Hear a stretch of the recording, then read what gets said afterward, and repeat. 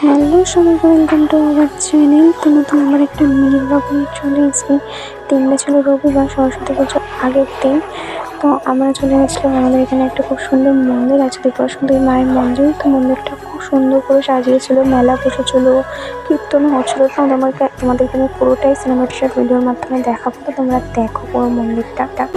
हो जन्म जन्म की खोज बता। এই যেখানে আমাদেরকে দেখিয়ে দিলাম একটু।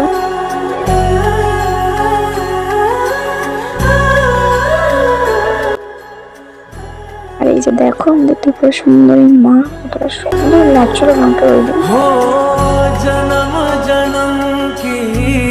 তো তারপর আমরা মন্দির থেকে বেরিয়ে টুকটাক খাবার খেয়ে নিয়েছিলাম, পাঁপড়, চাউমিন এসব খেয়ে দিয়ে আমরা বাড়ি চলে আসলাম। দিন পরের দিন আমরা আবার মেলায় গেছিলাম। তো মেলায় যাওয়ার আগে এখানে চা খেয়ে নিয়েছিলাম আমি আরও।